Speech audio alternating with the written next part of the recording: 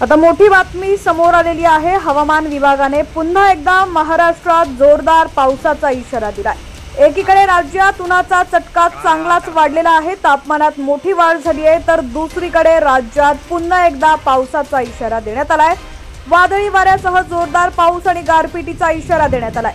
बंगालच्या उपसागरावरून येणारे बाष्पयुक्त वारे आणि ओडिशापासून तामिळनाडूपर्यंत हवेची द्रोणीय स्थिती निर्माण झाल्यामुळे पुढील 5 दिवस राज्यात ढगाळ वातावरण असणार आहे।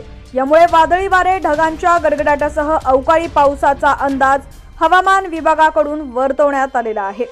बातमी सविस्तर जाणून घेऊया त्याआधी तुम्ही HPN मराठी न्यूज चॅनल पहिल्यांदाच पाहत असाल आणि अजूनही चॅनलला सबस्क्राइब केलेलं नसेल तर नक्की सबस्क्राइब करा, जेणेकरून आमचे अपडेट्स लवकरात लवकर तुमच्यापर्यंत पोहोचतील।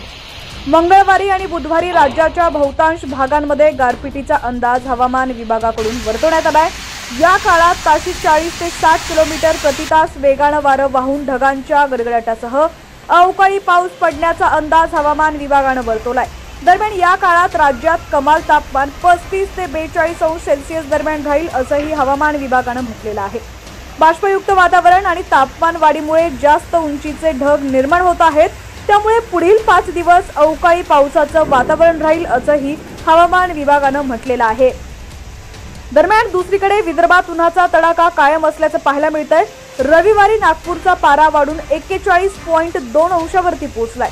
विदर्भातील ब्रह्मपुरी व अकोल्यामध्ये सर्वाधिक 42 अंश सेल्सिअस तापमानाची नोंद झाली आहे, तर गोंदिया, वाशिम, गडचिरोली, वर्धा, अमरावती, यवतमाळ या शहरांमधील तापमान 40 अंश सेल्सिअसच्या दरम्यान आहे। नागपूर वेधशाळेनं वर्तवलेल्या अंदाजानुसार विदर्भात पुढील 2 दिवस तापमान कायम राहणार असून त्यानंतर काही जिल्ह्यांमध्ये ढगाळ वातावरणाची निर्मिती होणार आहे। या दरम्यान विजांच्या कडकडाटासह वादळ वारा आणि पाऊस पडण्याचा अंदाज देखील हवामान खात्याकडून वर्तवण्यात आलाय। ढगाळ वातावरणामुळे तापमानाची कमी झाल्यास नागरिकांना काही प्रमाणात दिलासा मिळू शकतो। पावसामुळे हवेत गारवा निर्माण होण्याची शक्यता आहे।